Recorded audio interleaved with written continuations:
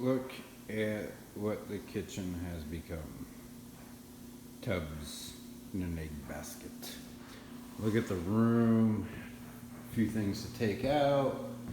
But look at everything's clear. Just got a mop. Everything's looking gorgeous. Getting cleared, clean. Look at this. Look at the shine on that guy right there. That's better than a boot polish right there. Yeah, you'd think this thing is brand new. Spick and span, because my name is Stan. So we got all new heating vents. These things, what's funny is they're the cheapest one, but the main reason why I got it wasn't the price, was because look at the design. See how it like shapes the airflow? So you get air coming out this direction, this direction, this direction. The old ones were just these straight bars, so only the dampener inside featured the direction. So when you go to damper it a little bit, it would, change the direction to come out here.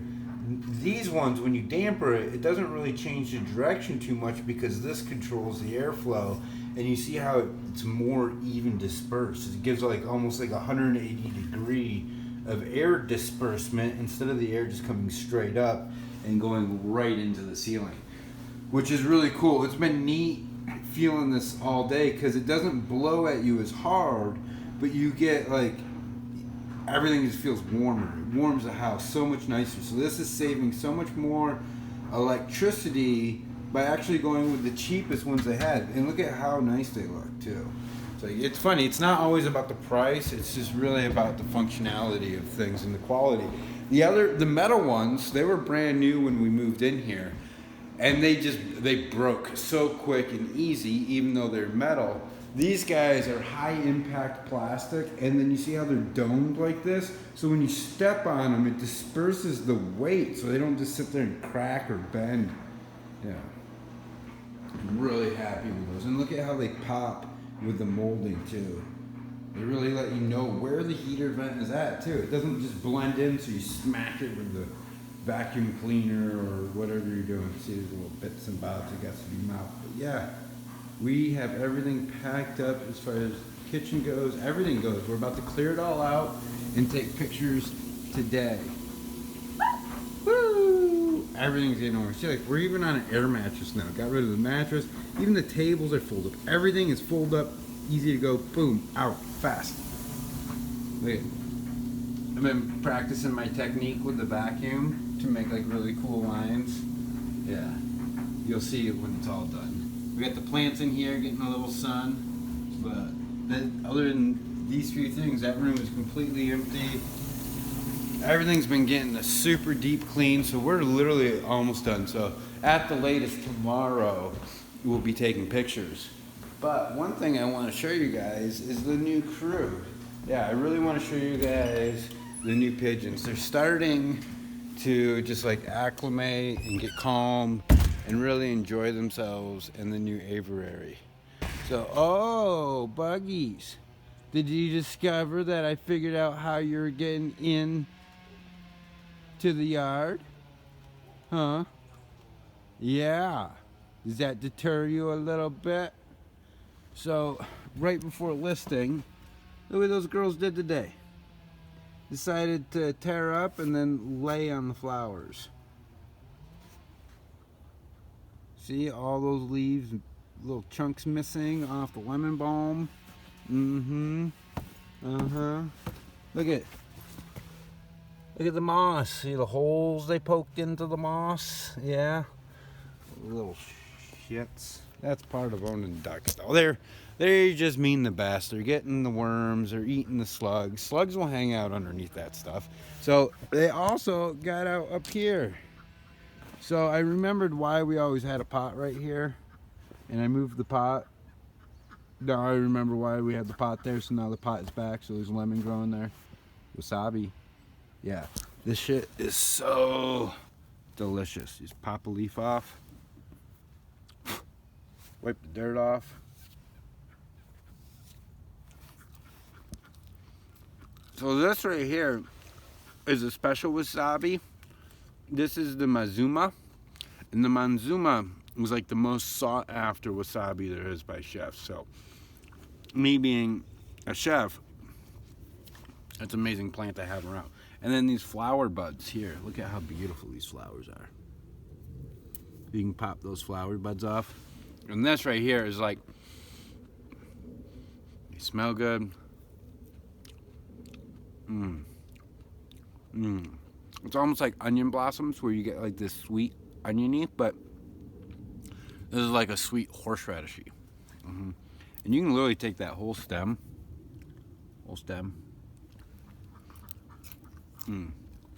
So when you get wasabi, you're normally not eating the leaves. You're actually eating like the base, more like the broccoli heart, if you want to think of it. It ends up looking kind of like that. And so these greens, when you're growing wasabi, and the blooms, they make for this most delicious adds to salads and different things, and it's just really good for you as well. So wasabi greens I definitely recommend, and we'll be expanding our wasabi. Wasabi likes really wet ground, so these guys are actually going to be really captured in the aquaponics when we get to the new land, because there's going to be a lot of cool stuff going on. See, once we get more land, we can actually expand these ecosystems and do even more with them, add more cool things to them. The blueberries are coming up. Look at these strawberries. And these strawberries are coming in hard. They're getting blooms all over them. See new blooms popping in. These guys are from like last. All this new growth coming in. See the new blooms popping. They don't really like all this rain that we've been getting, but they grow great in the rain. Just the berries now. Look at that mycelium. See the mushroom growing all over everything. Everything. Yeah. Strawberry fields forever. These are peonies. Party peonies, to be matter of fact. Those right there look like they're just gonna grow out. But that right there, my friend, that's gonna have a beautiful flower bud, which is great. We want them to flower out. They flowered so beautifully in the first year, and then they haven't flowered much. I haven't quite figured out why, but I thinned them out, got all the grass out of there, and I think this year they're going to be doing well. I think the grass is just really destructive to so many things, and it does take quite a bit of work to get it all out of there. That bed was horrible with grass, and I spent hours on it so far, and there you see the grass is popping back. But one thing nice about this mulch is you can really see the grass. So any new grass that pops up, all you got to do is grab it. Yeah, grab it like this. I like to move the mulch around it like that, and then you get that whole root structure. You can just pull it up. See that other little tubular going? Yeah, that little guy was shooting out. Yeah, he wanted to grow and expand, and we say no to that demand. See, there's another one. I just popped the mulch up a little bit, tore off. These roots can be strong, so it's, see how they always break in these little nodular sections too, so that way you can't ever really pick it all. Yeah, they're really resilient. See, strawberry popping up right there too. Perfect. Grass is so resilient. The fact that people have trouble growing grass actually amazes me with how strong this is. The fact that people have problems with dandelions in their grass amazes me, because all that plant wants to do is seek and destroy and suck the nutrients out of everything around it that has topsoil bearing roots. So as long as it has roots that go deeper than the grass, it's fine. No issues. Grass is fine. Grass is great. It actually grows and dies so much that it adds good organic matter to the soil, and grass can, it's a good cover crop. It holds in moisture just super well. Grass can survive such droughts. It can survive such cold. It is just an amazing plant, and it produces so many sugars and just vital nutrients and things. I mean, the girls, you guys love grass, don't you? Yeah, grass is a great thing, but it amazes me how much trouble people have growing their grass. And one thing I learned about doing hydroponics is if you don't flush out your water And you're using, with hydroponics, you use straight nutrients, so it's definitely not organic. It's a nutrient solution in water. And if you don't change out your water and get fresh water, what happens is those nutrients built up and you get salt levels that rise. And what you get is called chemical lockout. That's where you get crystallization on the roots because there's too much salt content and you get lockout. So the plant itself can't absorb the nutrients. So all these folks throwing, these synthetic fertilizers on their yard, a lot of times they get antsy and they put too much, or they're adding more than just like one chemical. Like when you're adding the weed and feed and you're adding like the nitrogen and you're using Roundup on other things, you get to the point where you're adding so much chemical to your soil that it raises the salts. And when those salts get raised to too high of an amount, you get lockout. And no matter what you do, your grass ain't going to want to grow. And what grows better in shitty soil than grass? Dandelions. Dandelions are a sign that your soil is unhealthy because they really love unhealthy soil. And so if you boost that soil's nourishment, they're not going to grow as well as other plants will. They will grow though. I mean, don't get me wrong, a dandelion will definitely take the opportunity, but it won't have the opportunity if the grass is healthy. Healthy grass does not allow the opportunity for the dandelion to live and grow because it chokes it out. The grass just wants the grass to grow. That's why we can get these beautiful lawns like this where it's just grass. It is a very invasive species if managed to correctly and allowed to grow correctly and given the proper nutrients. These girls in their pond and what they do here, you see how they graze on the grass? And then as they're grazing, they leave this. Yeah, it's not the most desirable looking thing in the world, but it's not the best thing to get on your boots when you're walking inside. But the thing is duck poo doesn't stink as bad as dog poo and other poos that are out there. It actually is pretty mild for birds. And all that is readily available now for the grass. That attracts the worms. The worms come in and eat this poo. They poo themselves, which leave worm castings. And those worm castings, as you know, worm poo, worm casting tea, that stuff's not cheap. Well, the more worms you have in your soil, the more they're pooping, the more worm castings you have in your soil, the more they're breaking down the different nutrients. So this manure is a combination of grasses, worms, grain, sand from the granite that they've eaten, as well as calcium. That's probably more what like the white stuff is in there from the oyster shell and the other things that they're getting for that. And so when it breaks down like this and the rain comes, it breaks it apart. Those worms, they come and eat on it. So you're left with sand and you're left with all these other nutrients, these that are broken down so much finer. When those worms eat it, they do the same thing. They break it down even further. And then the mushrooms come in and you got all these like little soil mites and different creatures that come in and they eat that even further. And so you get this constant churning and digestion of the grain. So I buy this grain and it gives me duck eggs. It sustains my ducks. But then that grain is also growing the worms. It's also growing the plants. It's also, getting the grass to grow beautifully because all the energy and nitrogen and excess that's stored in here that they don't use goes back into the ground.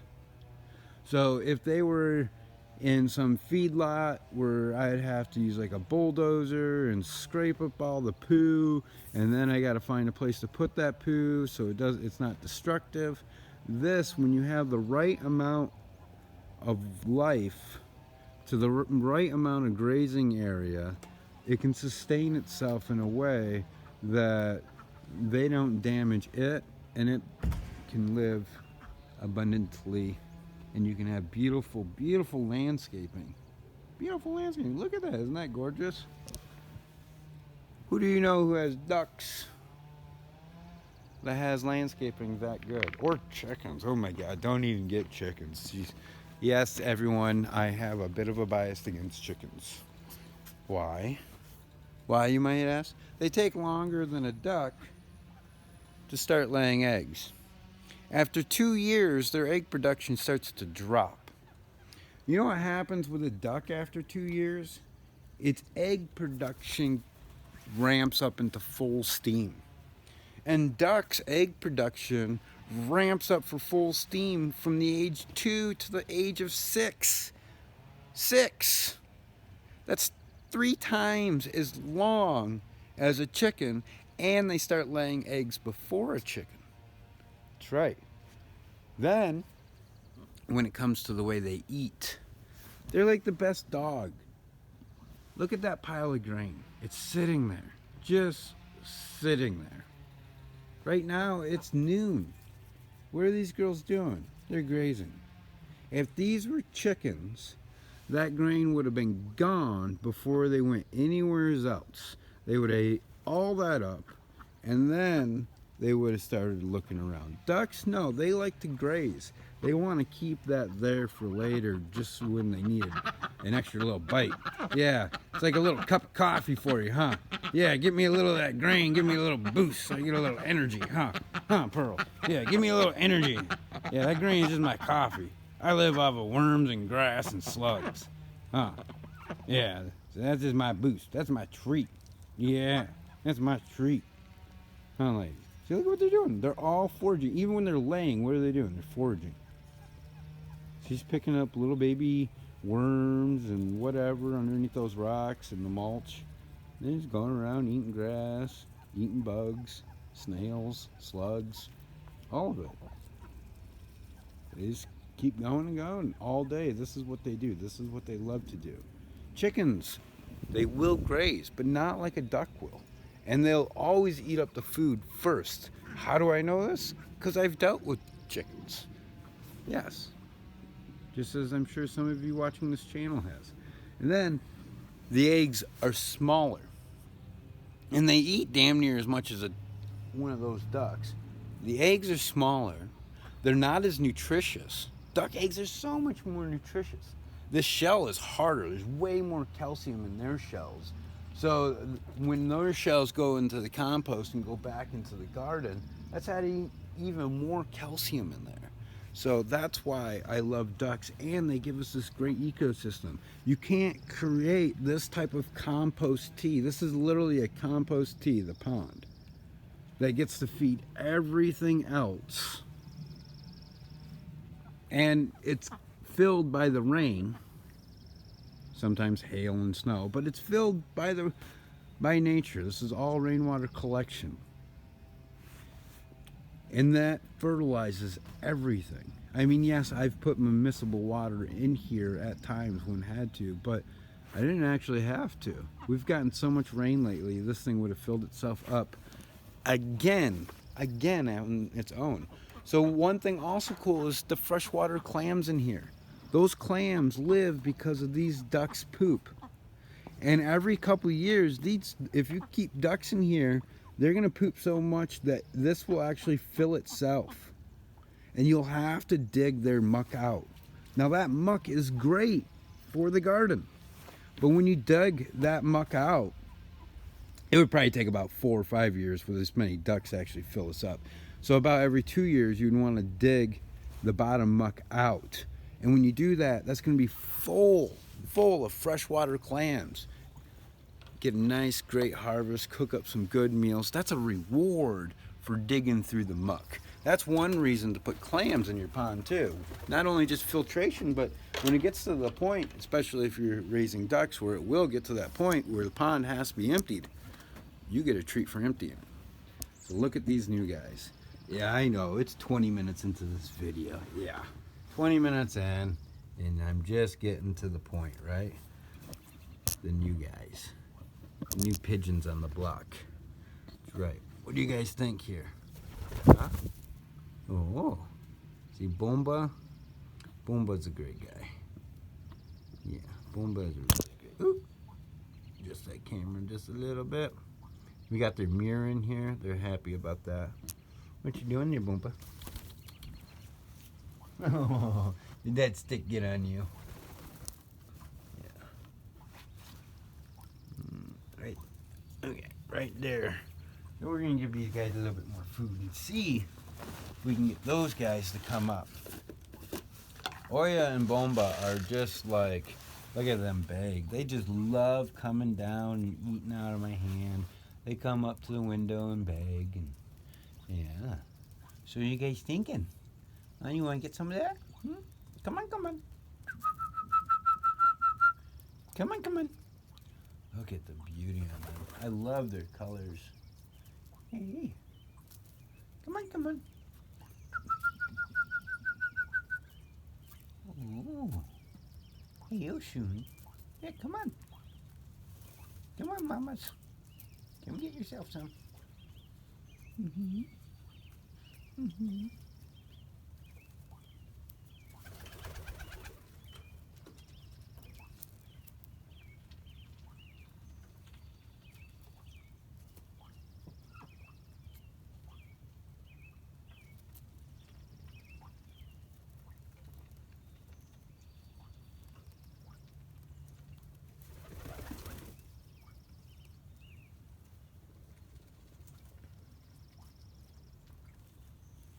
Oh, hey, Piper. Yeah, isn't that so sweet, Piper? Piper is back. Yeah, who knows exactly where he went. His neck was all roughed up yesterday. He smoothed his feathers out a bit. I think it was more than just molting. I think he came in contact with something. Yeah, yeah, you had an adventure, huh, buddy? Yeah, and you decided this place is way better. Huh. This place is way better. Let me come home. Yeah, let me come home. This is too much up there. How did pigeons do it on the streets, huh? How did pigeons do it on the streets? That's why we domesticated doves. Oh, a fun fact. Do you want to know what the difference between a dove and a pigeon is? Well, pigeon is French for dove. Now, here in the Americas, we commonly refer to a domesticated dove as a pigeon. However, that's not necessarily what they really are. It's just the translation. So it's kind of interesting how in America we'll call a wild dove a dove, but then we'll call a domesticated dove a pigeon, whereas in France they're just all pigeons. Pigeon. Oh, pigeon. Pigeon. Kind of how you sound. Oh, do you find a little pea there? Huh? You find a pea you like? I'm trying to find a good one. You want a new handful? You want some sunflower seeds, don't you? Come on, come on. Come on, come on. Look at those guys over there. Sitting, just lounging. You guys were coming up earlier. Haven't had any of them eat out of the hand quite yet, but I think with Oya and Bomba doing it constantly, they all will get to the point where they're like, you know what? I want the good sunflower seeds. Yeah, I want the sunflower seeds. All the good stuff. I think eventually it's going to get to the point where all the things we'll have growing that we'll just basically just get like snacks, like sunflower seeds, the things that they like the most, and just use those as a treat, and then let the area actually supply most of their food. So I want to grow a bean tree in the aviary. I don't know at this moment what bean trees produce beans that they're okay with eating, but you know, if you know in the comments, comment below. Or yeah, if you're watching this, you know, comment in the comments below. But I think that would be really cool, or something that they'd like to eat. You know, have a tree that every year would produce something they'd like, whether it's like a fruit or something. Hey, Piper.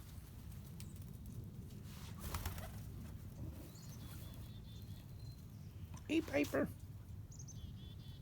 good to have you back, buddy. Yeah, it's good to have you back.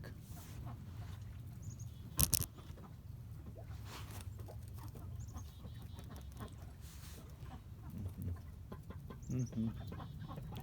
One thing good to know, though, is that they will come back.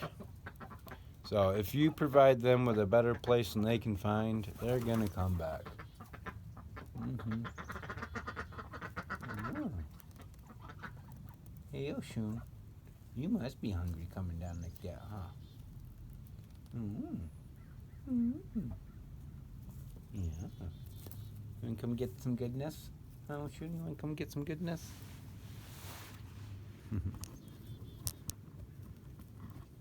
Oh, you pecking at me. You pecking at me, Boomba. You say, get me some new fresh ones. I don't see any sunflower seeds, Dad. Where's the sunflower seeds? This is popcorn and not really what I want. See, it's just, see the popcorn's not right, Dad. Popcorn, see that one's not right either. It's just, can you just get a new handful, please? Oh, there's a sunflower seed. Woohoo! I found a sunflower seed. Alright. Is that what you want? Is that what you want, Bomba? Yeah, okay, good. See, I just had to peck at his thumb and then act like those were just not good enough. And then boom, look at it. I get sunflower seeds again. Sunflower seeds again. He's so spoiled.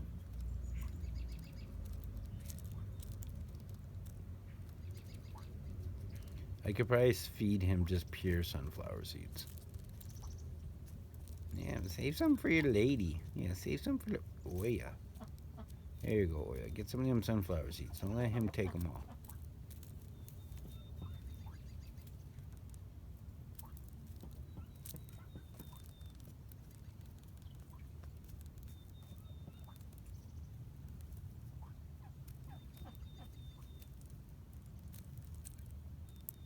Yeah.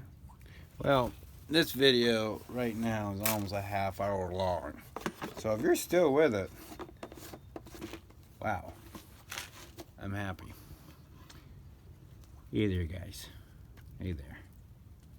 Aren't they just gorgeous? I love their color patterns. And when all these guys come together too, they're going to produce such a great diversity. I'm happy that we're getting such a diverse stock. That's important. So their genetics can, mix well. Yeah. You have good mixing of genetics. And what's cool is these guys live such a long time. Like Oya and Bomba, these guys aren't even a year old. They're producing their first chicks, which, if you've been waiting around this whole video to see the chicks, then I'm just not going to deny it to you. That's why you guys subscribe. That's why you hit the bell notification. That's why you guys watch all these videos. Is so you can see those little guys right there. Hey, how's it going? How's it going? So, those eggs still haven't hatched. We are 2 weeks old on these guys as of yesterday. And that's getting a little long for these eggs. So they better be hatching very soon. Or otherwise it might have been that Mama and Daddy wasn't doing a good enough job on the nest. We'll find that out. We don't really require another pair for them right now with the move coming so soon. So if that's the case, then nature has its way of doing things. But if they come, then they're in for some fun. But any more before we go? We're having some scrambled eggs or an omelet or something. Yeah, we're definitely going to be collecting some eggs here soon. Once we have all the pairs, it's just, that's kind of how you have to do it. You got to eat the eggs, because if the eggs hatch and you got too many birds, you're going to have to eat some birds. Do you like squab? I think it'd be good, but oh, look at the little guy. See him? I like squab. How do I know that? Because I've eaten quail, wild quail. So actually, squab is the young pigeon. And you know what squab actually is? So squab is commonly referred to as a young pigeon. So they harvest it before it leaves the nest. So it while it's still before it has fledged. So fledged is leaving the nest. So I thought for a while that might have been like when they started getting feathers. No, it's actually when they leave the nest. So, but anyways, squab is a Scandinavian term for fat and juicy. Because the meat is fat and juicy. Yeah. Look at this. Look at this guy. Got the soil all churned up for the new owners. Isn't that beautiful? You can grow so much amazingness. It has cocoa coir in it. It has compost. It has vermiculite. It has perlite.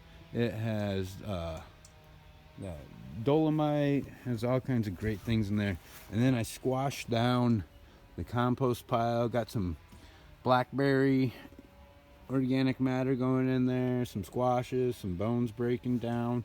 So this is really... So you got... It's less than halfway full at the moment, and it literally will just keep breaking down and getting smaller and smaller because the worms and everything eat it over time, and that just condenses and condenses and condenses and condenses. But as you can see, like, it's really coming along. Look at it. Only a little bit of wood, just got to rake up this area. The RV completely stripped and bare, cleaned even. Just have to do some wire brushing and some painting at this point, and figured out a little bit of the wiring and things, how we want to set it up, and then at that point, yeah, start the building process, getting this all built out again. See, this whole front area is cleared pretty much. Started pulling the grass out. Got to pull out some more grass here, clear all those weeds out. But yeah, everything is getting out. Good thing we got the extra large trash can. Yeah, it has been full every single week for months. But before I end this video, again, I want you to subscribe if you haven't yet, and hit the bell notification so you get every one of these videos. But I just want to give you a grand tour, or a grand view of it all. Isn't that just gorgeous? I love that currant. Oh. And that right there is a black currant mixed with gooseberry. They make these really delicious berries. New owners are going to just love it. But look at that. Yeah, you know you love it. Hit the like, share it with a friend. I'll see you in the next video.